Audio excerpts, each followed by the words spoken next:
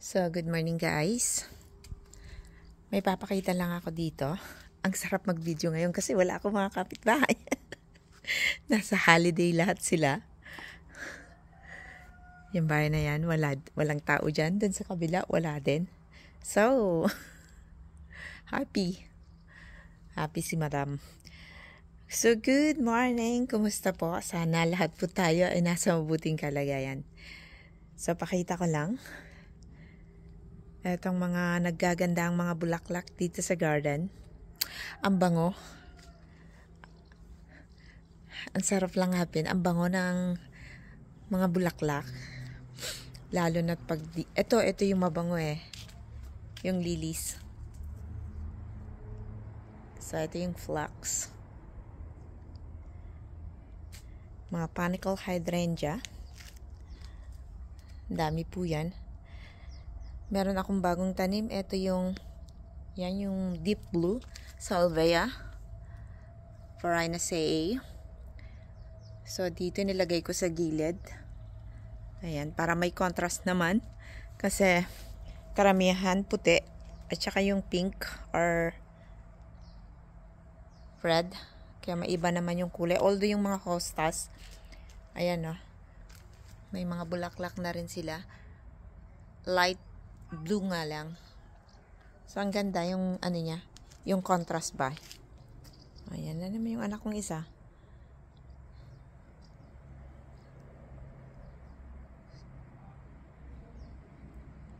So, ang ganda. Daming mga bulaklak pag ganitong month. July, August. Kaya lang pag August kasi, ang laki oh. So, laki. Pag August kasi, sobrang init na. Yung mga hydrangeas, ayaw nila ng sobrang mainit. Lalo na itong mga panicle. Pag panicle kasi, nagtuturn pink ang mga yan. Gusto nila pag gabi, cool, yung hindi mainit. Gusto nila malamig para mag-turn pink yung kulay ng mga bulaklak nila.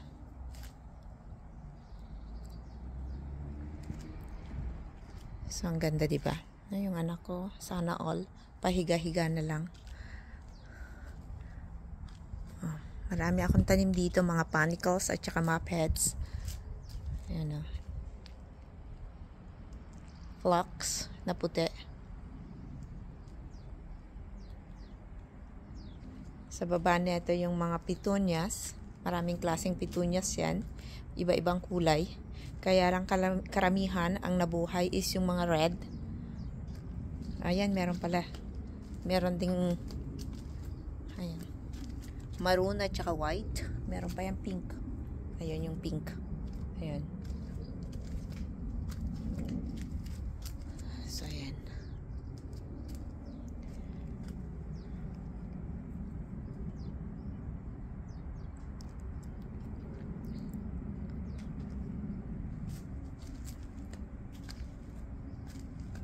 Ito yung hibiscus. Marami din po yan akong tanim dito. Isa pa yan. So, marami din po siyang buds. Perennial plants. Karamihan dito mga tanim ko, mga perennial plants. So, ito from seeds to. Cornflower. Hindi ko alam kung anong klaseng cornflower yan. Marami to. Mga seeds na sinabog ko lang dito. Ang dami namang tumubo. Ayan, meron pa isa dyan, oh. Ang ganda ng spike ng liatres, oh. Ito yung liatres. Asan ba yan? Ayan, oh. Cornflower. Orange ata. Dark orange. Liatres. Marami yan. Kaya lang, hindi pa sila, etong mga tukin, ayan, liatres din to. Nilipat ko lang mga yan kasi nga doon sa kabilang side, hindi sila lumalaki kasi kinakain sila ng slugs. O kagaya niya, no. Ayan. Liatres din yan. Kaya inilipat ko dito kasi dito bantay ko yung mga slugs halos araw-araw, gabi-gabi. after pag ulan, ayan, nagsisilabasan sila. Kaya pag after ulan, lalabas ako, titignan ko yung mga slugs. So, yung spirea ko, ano ba to? Superstar spirea. Tapos na rin yung bulaklak niya. So, kailangan ko lang i-cut yan, i-prune. Para mag-produce ulit siya ng panibagong bulaklak. Tanim pa yan ng mother-in-law ko. Ewan ko kung ilang taon na to. So, little blossom, panicle hydrangea. Ang dami ngayon. Ang dami. Ang ganda ng garden ko. Ayun, oh. Ako na mismong binuhat ko na yung pero totoo naman. Siyempre sa akin, di sabihin ko maganda. So, ito yung grapes. Grapes naman, marami din siyang bunga. Kaya lang hindi kami mahilig sa grapes, lalo na yung mga anak ko. Ayan, oh, daming bunga. Ayan.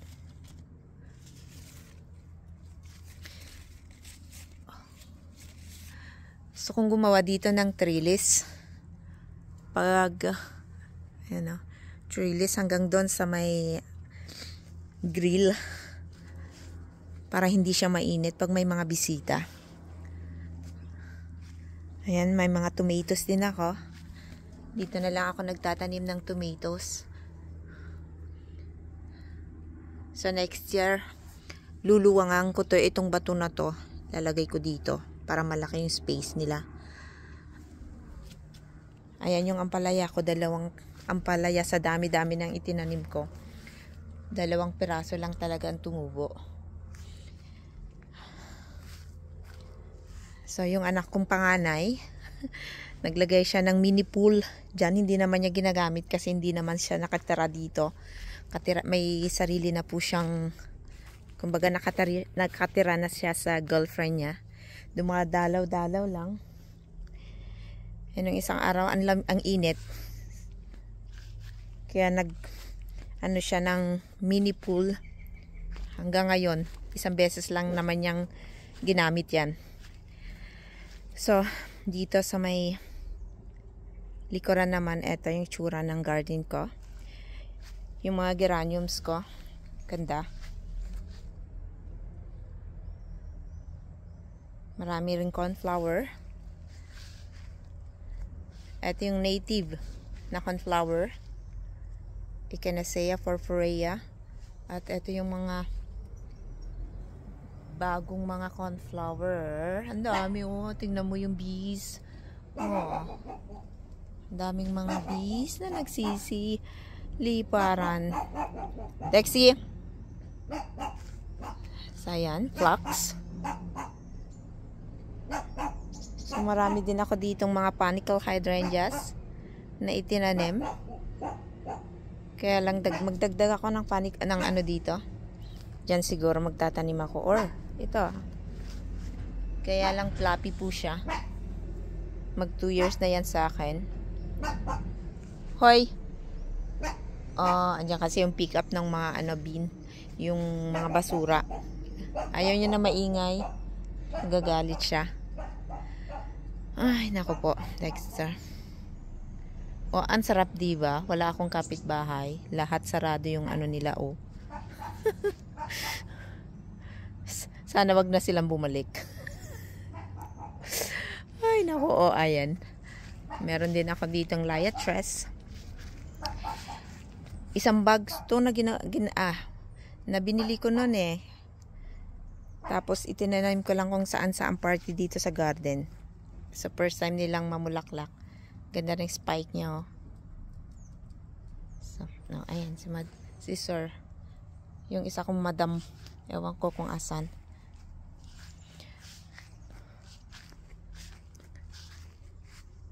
Ito yung mga vegetable ko. Talaga naman sitaw lang talaga ang nabuhay.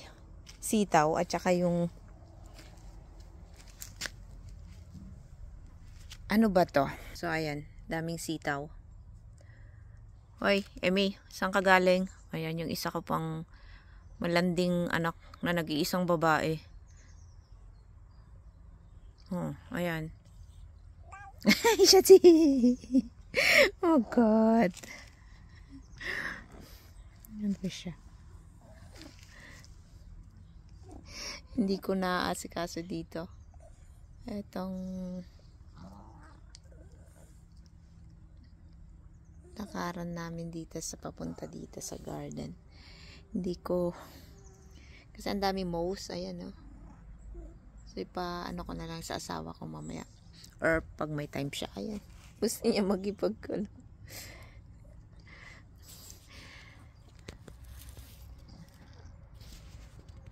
Ayan si Dexter. So, pakita ko din dito. Ayan. Marami din tayo dito. Dami ring mga bulaklak. Madalias. Ayan. Yung mga dahlias ko. Yung red. Cornflower.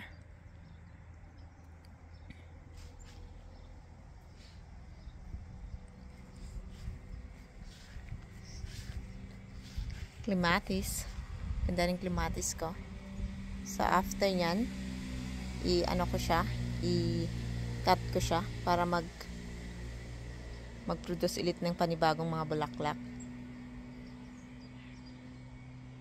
Ang bango neto, lilies. Lilies. Salvia rin to, kaya lang pa-spike po siya. Salvia Nemorosa, ano mga ba to? Kanabutan ko na. Ni delphinium yan. Hindi ko na nakalimutan ko na kung anong klaseng salvia to. So, ayan. Meron pa ako isa nilagay. Pink rose naman to. Salvia din. Siguro pag next year, magtatanim din ako dito para may ibang kulay naman. Kagaya dun sa iba. Sa isang side, tataniman ko ng mga salvias dito sa mga gilid. Mga, maluwang to Mga siguro mga 8 piraso. Lagay ko dyan. Ang ganda niyan tignan, no? So, ayan. Si Emmy Girl. Emmy Girl, pretty girl. Ayan. Pretty girl, come. Lamplight hydrangea. Mag 2 years na to sa akin. Ang ganda po niya, oh. At may nakuha ako dito na niya, limelight tree. Nasanga niya at itinanim ko. Ayan po siya ngayon. Ayan. Ito po siya. Gagawin kong tree po yan. At dito, sa bandang to, gagawa ulit ako ng buds. Kasi may space pa dito, ah. Ayan, o. So, malaking space pa yan. So, gagawin ko uling bed dyan. Panibagong bed. Pag okay na ako. Kasi, hindi pa ako okay. So, cornflower white.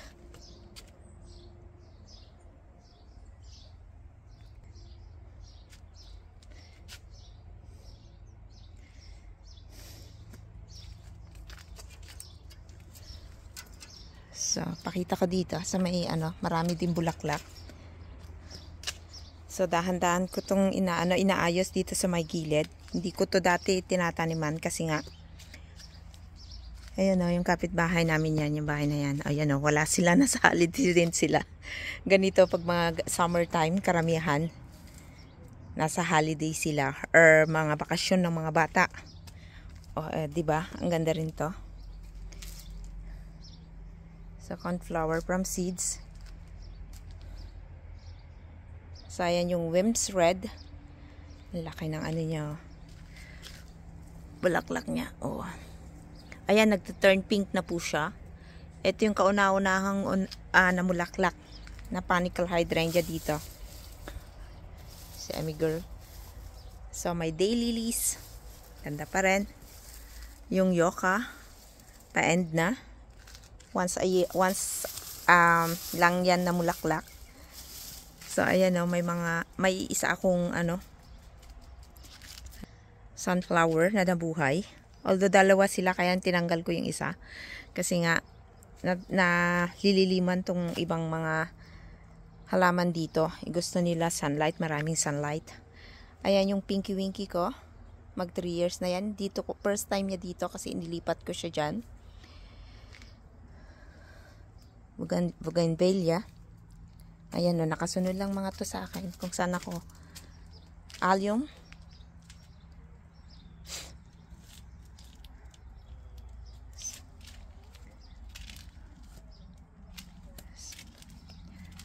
O, ayan, meron na pala yung hibiscus ko. May mga bulaklak na, kaya lang hindi sila sabay-sabay. Pero pag nagsabay-sabay, punong-puno po yan. Ang gandang tignan.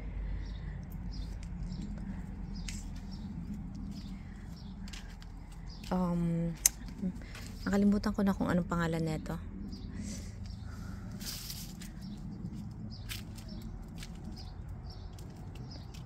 Map heads.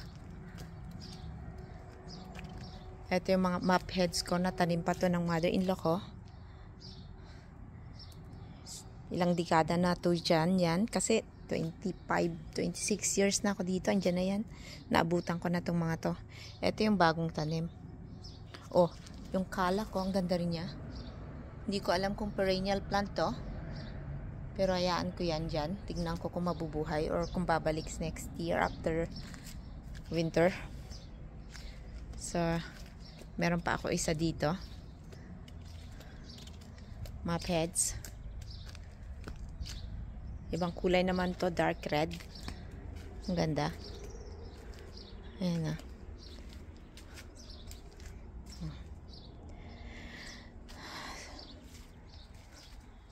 Ay, doon tayo. Sara ko yung pintuan. Nakasara kasi nga, minsan lumalabas yung mga anak kong 4 ang paa dito. Pumupunta sila dyan, no, dyan, sa kabilang bahay. Sasara ko dito kay, although doon naman sa harapan, pwede naman silang umano. Pero natuto na sila. Ay. Dito lang sila sa garden. Ayan yung isa.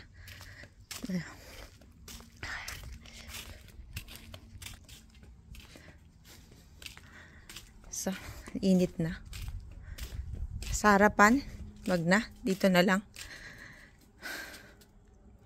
So, ayan lamang po. Maraming salamat. At mag-ingat po tayong lahat. Ay.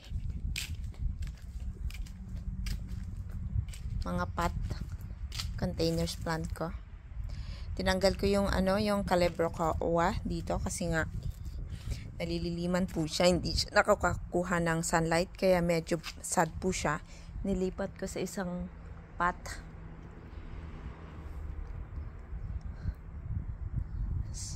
Ito yung mga sun patients ko dito sa mga gilid ng bahay. Ang ganda rin po niya. O yung mga feverfew, kailangan ko nang ikat kasi ayan na, nag-dry na po sila. So ayan, sun patients. At ang ganda ng rose. Ayan. Second, na to? Second na bulaklak po niya. Second batch. Bulaklak niya. Yung astilbe ko. Nag-iba na siya ng kulay. So, pa-end season na yan. So, kailangan kong siyang ikat. Magbo-blooms pa kaya to? Magpo-produce pa kaya siya na panibagong bulaklak? Hindi ko alam. First time po yan na bulaklak sa akin. Marami pong akong astilbe na itinanim. Iba-ibang kulay. May puti, pink at dark blue, violet. So, ayan. Hoy! Kami, ayan yung isang anak ko. Spider bush.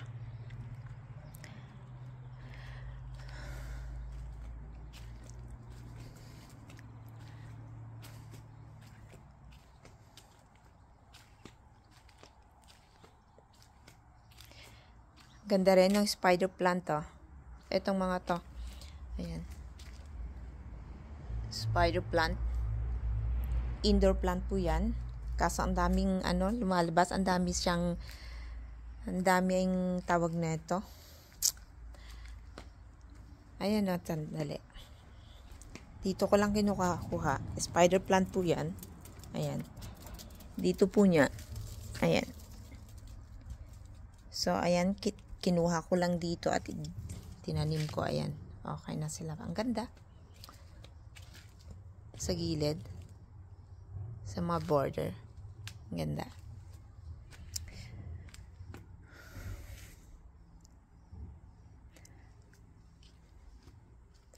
Bye-bye po.